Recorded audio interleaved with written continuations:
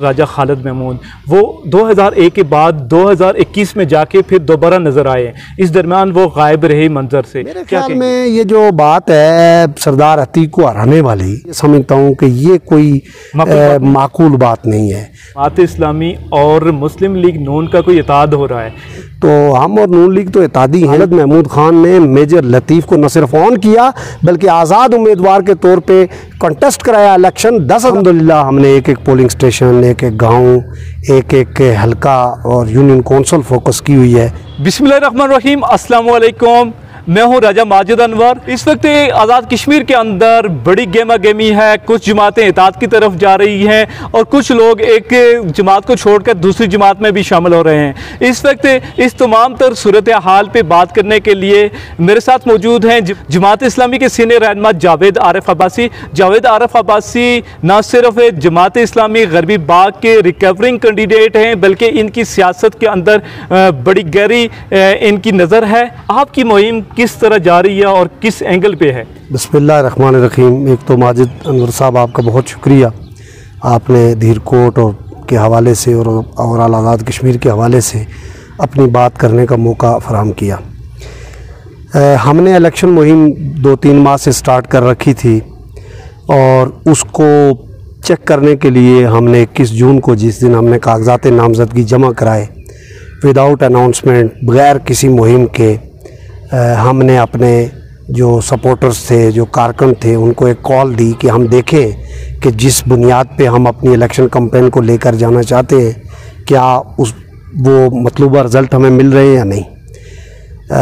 21 जून को धीरकोट की तारीख़ में लोगों ने देखा कि बिल्कुल शॉर्ट नोटिस पे इतनी बड़ी तादाद में हमारे कारकुन, हमारे वोटर्स, हमारे सपोर्टर्स निकल कर आए कि धीरकोट में उस दिन तिल धरने को जगह नहीं थी और बहुत बड़ी तादाद के अंदर लोगों ने आकर इस बात का इजहार किया कि वो जमात इस्लामी को इस दफ़ा फातेह देखना चाहते हैं और जमात इस्लामी का काम भरपूर तरीके के साथ जारी है। अल्हम्दुलिल्लाह हमने एक एक पोलिंग स्टेशन, एक एक गाँव, एक एक हल्का और यूनियन कौंसिल फोकस की हुई है और हमारी मुहिम जितनी हम एक्सपेक्ट कर रहे हैं उसी तवक्कुआत के मुताबिक चल रही है। 2001 के बाद आपके जो कैंडिडेट हैं राजा खालिद महमूद, वो 2001 के बाद 2021 में जाके फिर दोबारा नज़र आए। इस दरमियान वो गायब रहे मंजर से, क्या कहेंगे? देखिए, इलेक्शन किसी एक ने लड़ना होता है। राजा खालिद महमूद ने इस हल्के के लिए कुर्बानी दी। 2001 में उन्होंने कोशिश की, वो नहीं कामयाब हो सके, तो वो चिमटे नहीं रहे कि नहीं बस मैं ही हूँ और मेरे अलावा कोई नहीं है। उन्होंने फिर उसके बाद स्पेस दिया सारी सियासी क़यादत को कि आए आप तब्दीली ला लें, मुझसे तो नहीं हो सकी, आप ला लें।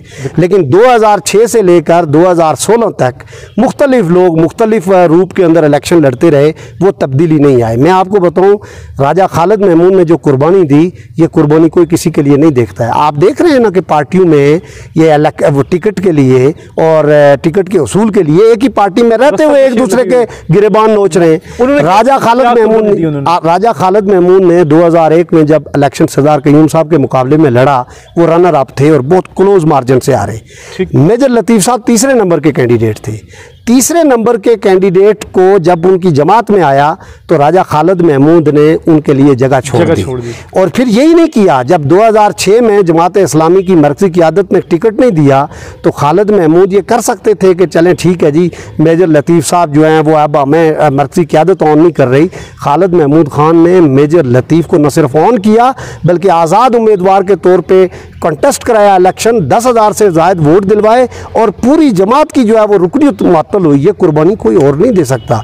उसके बाद फिर 2011 में मेजर लतीफ़ साहब को एक इत्तेहादी टिकट पर इलेक्शन लड़वाया और पूरी कैंपेन की और चंद हज़ार के मार्जिन से और अपनी चंद गलतियों की वजह से हम वो इलेक्शन हार गए। 2016 में जब ये पूरा माहौल बन रहा था कि आप खालिद साहब को लाएं, खालिद साहब ने फिर भी ये मौका दिया मेजर लतीफ़ साहब को कि आप चूँकि पब्लिक की पॉलिटिक्स करते हैं, लोगों के अंदर रहते हैं, लोगों के मसाइल मामलात के हवाले से कोशिश करते हैं और ज़ाहिर है कि मेजर लतीफ़ साहब की एक बड़ी जिद्दोजहद है, तो उन्होंने उसको एक्नॉलेज मैनेज किया। अगर खालिद महमूद का ज़ाती तौर पर कोई लालच होता, ज़ाती तौर पर कोई एम या एम्बिशन होते तो वो आ सकते थे। अब जब वो आए हैं तो उन्होंने ये देखा कि ये सारे लोग फेल हो चुके हैं, ये तब्दीली नहीं ला सकते, और उन्होंने इस मौका पर अपनी जमात के साथ, अपने लोगों के साथ, यहाँ के इंटेलेक्चुअल्स के साथ मुकाबला किया। फिर एक बात और याद रखें, सरदार अतीक कौमी सतह के लीडर हैं, ज़ाहिर है कि उनके हवाले से, हमें मसाइल के हवाले से तो बहुत शिकायत हो सकती हैं, लेकिन आपको उनकी रिप्लेसमेंट में कोई फेस ऐसा चाहिए जो इल्म के एतबार से, जो अपने कद काट के एतबार से, जो काम काज के एतबार से, जो अपने किरदार के एतबार से उन्हीं के हम पल्ला हो। खालिद महमूद साहब पूरी दुनिया के अंदर जमात इस्लामी का फेस है, उनके बड़े बड़े लोगों के साथ जो है वो रिलेशन है, कश्मीर के हवाले से काम है, आलम इस्लाम के अंदर उनकी एक कंट्रीब्यूशन है मुख्तलिफ जो है वो मामलात के अंदर। तो लिहाजा हम ये समझते हैं कि Khalid Mahmood is the best replace. जी, बहुत बहुत बेहतर किरदार के लिहाज से भी, और अपने विजन के एतबार से भी, अपनी टीम के एतबार से भी, और अपने जो उनके बैनुल अक़वामी और नेशनल लेवल पे जो उनका पोस्चर है, जो उनकी प्रोफाइल है, उस हिसाब से सबसे बेहतर आदमी है। आज भी कुछ खबरें गर्दिश कर रही हैं कि जमात इस्लामी और मुस्लिम लीग नून का कोई इत्तेहाद हो रहा है। देखिए, सियासी जमातों में जो इत्तेहाद हैं वो ज़ाहिर है कि मरकज़ी और कौमी सतह पे होते हैं। हल्के की सतह पर ना तो किसी जमात को कोई इख्तियार होता है और ना उसके कारकुनों को कोई इख्तियार होता है। मैं समझता हूँ कि नून लीग और हम 5 साल इत्तेहादी रहे हैं, बल्कि 2011 से लेकर हम इत्तेहादी हैं। तो अभी तो चूँकि इलेक्शन के अंदर इस तरह की कोई बात तो हमारे इल्म में नहीं है, लेकिन सियासत के अंदर कोई बात हरफ आखिर नहीं होती और सिचुएशन तब्दील होती रहती है। अगर आप ये देख रहे हैं कि PTI पाकिस्तान में MQM के साथ और काफ लीग के साथ, जिनको वो डाकू कहते थे, जिनको वो कातिल कहते थे, उनके साथ एक गोल अचीव करने के लिए अगर इत्तेहाद कर सकते हैं तो हम और नून लीग तो इत्तेहादी हैं, लेकिन सरे दस्त कोई बात ऐसे मेरे इल्म में नहीं है। अच्छा, ये बताइए कि आपका और ज़ाहिर है मुस्लिम कॉन्फ्रेंस का मुकाबला है या फिर आपसे भी आगे बढ़ के PTI है? देखें, यहाँ पर रवायती तौर पर जिन दो जमातों के दरमियान मुकाबला रहा वो मुस्लिम कॉन्फ्रेंस और जमात इस्लामी ही हैं 2001 से लेकर। गाज़ियाबाद, जिसकी अक्सर आप बात करते हैं कि आप उन्हें हराने की कोशिश करेंगे सरदार अतीक को, तो इसके लिए आपके पास किस तरह की हिकमत अमली है?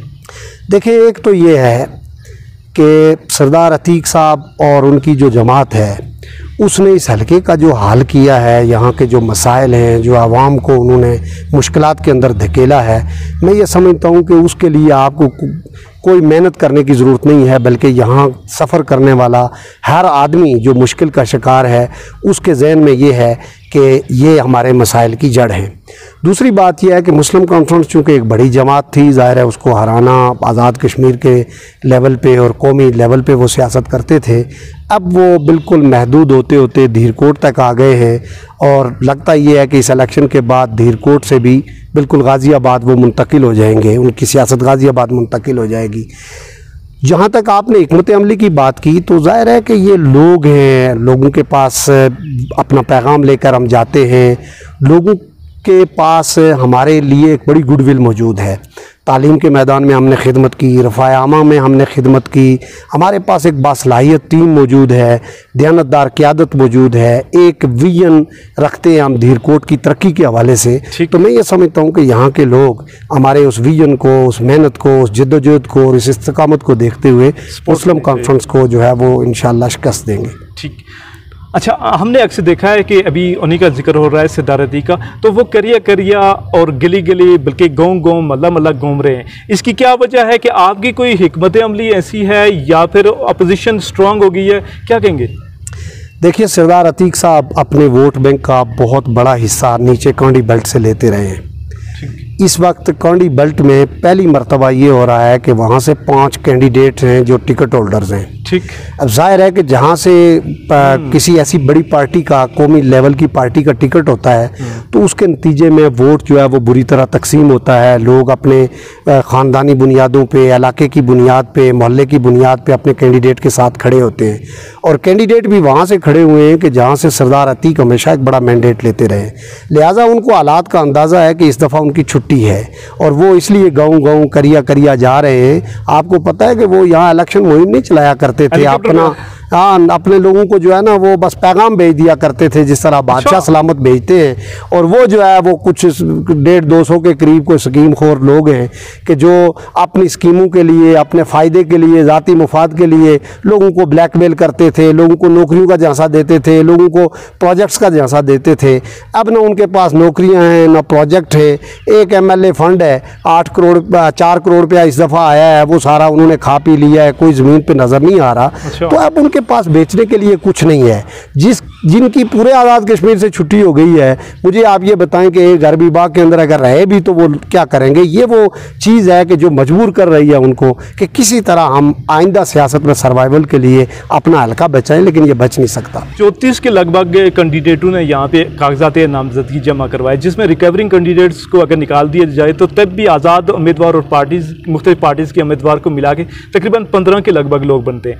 क्या ऐसा नहीं हो सकता था कि आप सबका मंशूर मोटिव और टारगेट यही है कि सरदार अतीक को हराना, तो आप मिलके एक मुतफिका कैंडिडेट सामने लाते? मेरे ख्याल में ये जो बात है सरदार अतीक को हराने वाली, मैं बाज़ औक़ात गो के हम बहुत मुखालिफ भी हैं, लेकिन मैं ये समझता हूँ कि ये कोई माकूल बात नहीं है, बल्कि हम उस सिस्टम के ख़िलाफ़ हैं, उस निज़ाम के ख़िलाफ़ हैं कि जिसने सरदार अतीक जैसे लोगों को हमारे सरों पर मुसल्लत किया है। यानी कि आप तब्दीली लाना चाहते हैं? जी, हम ये चाहते हैं कि देखें ना, आप अगर फ़र्ज़ करें कि मैं सरदार अतीक को हराना ही तो कोई मकसद नहीं है ना। हम ये चाहते हैं कि नहीं, यहाँ के मसाइल के हल के लिए लोगों के पास विजन हो, लोगों के पास जो है वो उस मसाइल का हल मौजूद होना चाहिए। और एक बुरे को हटाकर दूसरे बुरे को लाने का तो कोई फ़ायदा नहीं है। उसके बजाय ये है कि हम स्कीम खोरों के बजाय, तो हम इस्तेसाल करने वालों के बजाय बेहतर टीम को लाएं। जहाँ तक आपने हल की बात की, देखिए हल है। हाल ये है कि लोगों के पास मैंडेट होता है। 2011 का इलेक्शन भी अतीक खान हार गए थे, 2016 का भी हार जाते अगर वहाँ साजिश न होती। और वो साजिश क्या थी कि अपोजिशन के वोट को तकसीम किया जाए। जो काम, जो कैप्सूल, जो गोली सरदार अतीक यहाँ गरबी बाग के सियासतदानों को और लोगों को देते रहे हैं ना, उसी गोली ने आज उनको रिएक्शन किया हुआ है। वो लोगों के टिकट मैनेज करते थे, वो लोगों को प्लांट करते थे, खड़े करते थे, अब उनके खिलाफ लोग खुद ही खड़ा होना शुरू हो गए हैं। तो इस बुनियाद पर हम ये समझते हैं कि कोई मुश्तरका कैंडिडेट की भी बात नहीं है। इंशाल्लाह आप देखेंगे कि मुझे लगता यह है कि कहीं आखिर में सरदार अतीक तीसरे या चौथे नंबर पे ना चले जाएं। ऐसी सूरत हाल डेवलप हो रही है? बिल्कुल हो रही है। उसकी वजह यह है कि आपने रिस्पॉन्स देखा, वो एक एक गांव, एक एक मोहल्ले, एक एक करिए में जा रहे हैं, जो इस बात का सबूत है कि वो बहुत कमज़ोर हो चुके हैं और अब उन्हें अपनी शिकस्त जो है वो बिल्कुल वाज़े तौर पे नज़र आ रही है। अच्छा, एट दी एंड आप गरबी बाग के जो नौजवान हैं, ख़ासकर हमने देखा है कि 21,000 से ज़ायद नए वोटर रजिस्टर्ड हुए हैं, तो इसका मतलब है कि एक नौजवानों की बड़ी तादाद यहाँ पे सामने आई है। वही 21,000 नौजवान आपके लिए भी बहुत बड़ा फ़ायदा दे सकते हैं और सूदमंद हो सकते हैं। आप नौजवानों के लिए क्या पैगाम देंगे? देखिए, नौजवानों को मैं ये कहना चाहता हूँ कि देखो नौजवानों, आपका सबसे बड़ा मसला ये होता है कि पहला मसला तो आपका एजुकेशन है। आपको तालीम की ज़रूरत है और अच्छी तालीम की ज़रूरत है और उसके साथ साथ तरबियत की ज़रूरत है। ठीक। ये जो पार्टियां हैं, ये जो जमातें हैं, इनके पास इस हवाले से कोई मैकेनिज़्म मौजूद नहीं है। यानी वही घिसी पिटी सरकारी चीज़ें हैं कि जिनको लेकर एक पार्टी भी चाहती है कि सरकारी वसाइल और दूसरी भी चाहती है कि सरकारी वसाइल मिले। हमारे पास नौजवानों की तरबियत के लिए, उनकी तालीम के लिए एक बेहतरीन निज़ाम मौजूद है। हम एक पहली बात तो ये करते हैं जी कि हम इंशाल्लाह इन नौजवानों की कैरियर काउंसलिंग करेंगे। इनकी डेवलपमेंट के लिए हमारे पास प्लान मौजूद है। यहाँ अगर हम 6 करोड़ रुपए का हमारी टीम ने शहद पैदा किया है, यहाँ अगर सालाना पैदा हो रहा है और आज़ाद कश्मीर में सबसे ज़्यादा होता है, तो उसके अंदर हमारे कुछ लोगों का रोल है, किरदार है।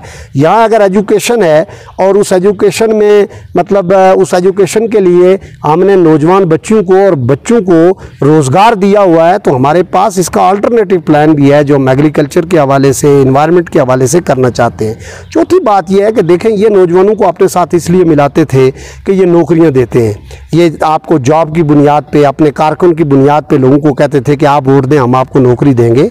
अब NTS और पब्लिक सर्विस कमीशन आने के बाद ये भी नहीं रहा। अब जो मेरिट है वो प्रिवेल करेगा, जो मेरिट पे आएगा वही जो है वो इंशाल्लाह आगे जाएगा, वही कामयाब होगा।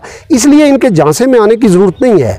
मैं ये कहता हूँ कि हमारी 2 नस्लों ने मुस्लिम कॉन्फ्रेंस और इन लोगों की जो मामलात हैं उसकी बुनियाद पर सफ़र किया है।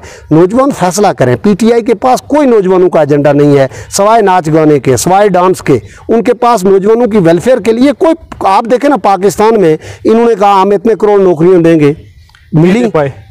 इतने लाख घर बनाएंगे, मिले? महंगाई वो है, बेरोजगारी इतनी हो गई है, नौजवान डिग्रियां लेके फिर रहे हैं, उन्हें रोजगार नहीं है। अगर नौजवानों के मसाइल का हल किसी के पास है तो वो जमात इस्लामी के पास है। वो बेहतरीन माशरे की तामीर के लिए भी, आपकी तालीम के लिए भी, आपकी तरबियत के लिए भी, और आपको इस दुनिया और आखिरत में भलाई के लिए जमात इस्लामी के अलावा किसी के पास नौजवानों के लिए कोई प्लान नहीं है। Thank you so much.